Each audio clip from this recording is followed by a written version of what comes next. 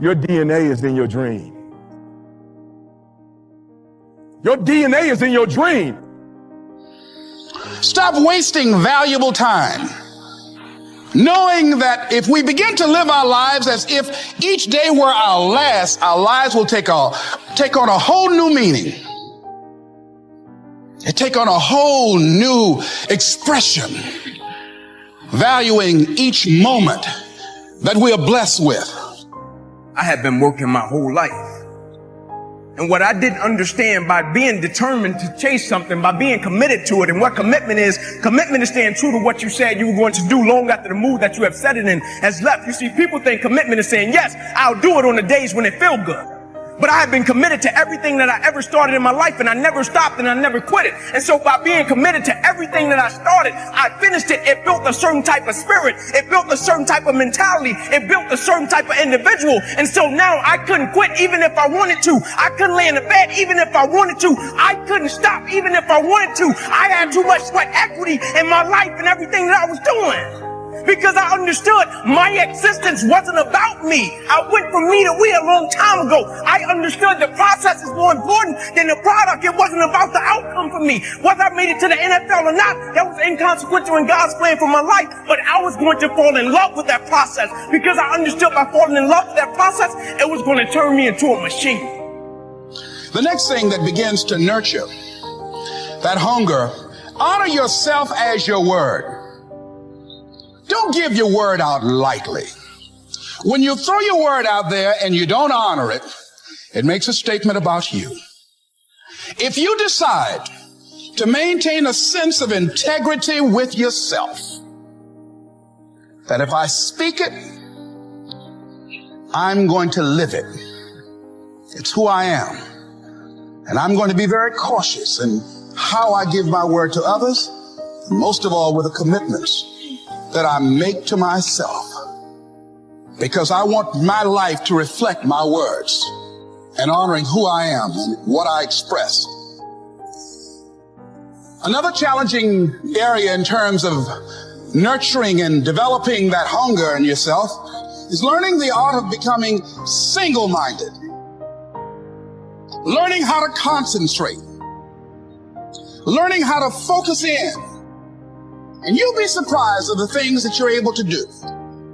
When you learn how to block things out, when you learn how to keep thine eyes single, you'll be surprised of the ideas that will come to you, of the people that you'll be able to attract, of the opportunities that you'll be able to see. You'll begin to see things that have been staring there, looking you in the face, saying, I can't believe this has been here all this time.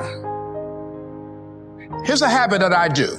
Maybe it might be of some value to you. I get up in the morning and I start writing what great ideas that I can think of today that can improve me and that will enable me to reach my goal. And I just let my mind flow. Sometimes I write 15, 20 ideas. Some days it's more difficult than others. One idea can change your life. One idea can turn your life around. Deciding that you're going to focus to develop your skills. A guy was the new owner of a baseball team that was in the basement of the league when he took it over. He went to the pitcher and he said, what is your best throw? He said, well, I got a good curveball and I've got a good fastball. And he went on talking about his different throws. He said, but tell me this, what is your best throw? He thought for a moment. He said, I've got a good fastball. He said, that's all I want you to work on. Nothing else. Just develop your fastball. The next year, they went to the World Series. Most people don't know where their fastball is. Most people go through life never discovering what their talents are. Most people never develop their talents. They have skills and abilities, but if you don't nurture them, if you don't develop them, they will never serve you. Your gifts can take you many places if you develop your gifts. Most of us don't like to do those things that come easy to us. I've always loved to talk to people. I decided, taking this advice, to develop my skills as a speaker. And my gift has developed and it's taken me many places.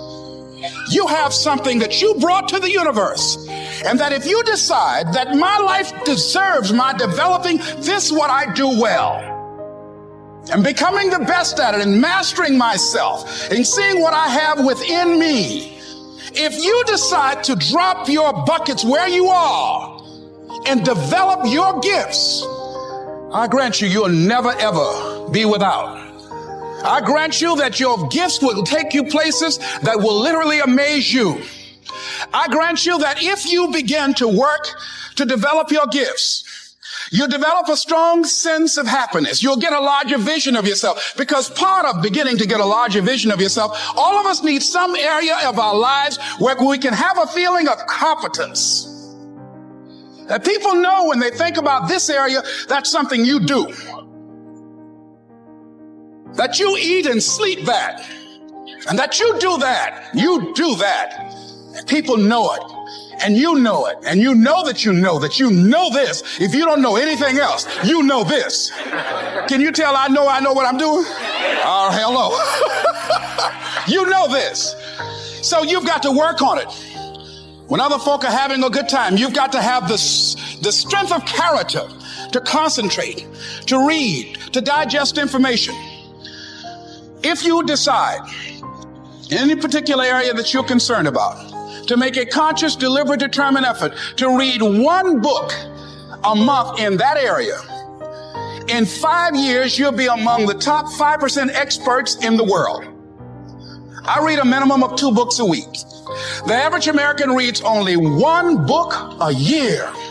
If you decide that area that you love, that you are going to master that particular area, in this era of accelerated change, overwhelming complexity, and tremendous competition, as you begin to develop and expand your skills and your talents and your vision of yourself, you will always be in control of your destiny. We go to school for all these years and they never really show us the importance of dreaming, right? I look at school and I'm like, yo, the way school is designed is it's designing you to be prepared to work for somebody else. And I'm not even upset with that, but there's little of you that you get, right? Y'all got to work with me because this is deep, right? So I said to my son, son, I got to ask you a question, and I'm being serious. I said, do you believe you created yourself? He was like, what? I was like, do you believe you created yourself? He said, no. I said, do you believe there's a creator? He said, of course I do. I said, no, don't do that. Don't do the dad thing, because you know who I am, and you know, I'm about that life. Don't answer I'm asking you for real. You don't owe me nothing. This is you. Do you believe that there's something out here that's bigger than you? He said, of course I do, Dad. I said, do you believe as a human being, not in a braggadocious way, but that you are the greatest level of all creation? And he's like, you mean over a deer? I was like, yeah, deer. You mean better than the eagle? I'm like, yeah, like an eagle. He was like, of course, because we can make decisions. We can do things. I said, okay. I just want to go back again. You don't believe you were created? He said, no, but you believe there's a higher power. He was like, yeah. And I said, okay. You believe as a human, you powerful. He was like, of course. I say, so as a human, do you believe you were just born to be in a relationship, have sex, and have money and buy stuff?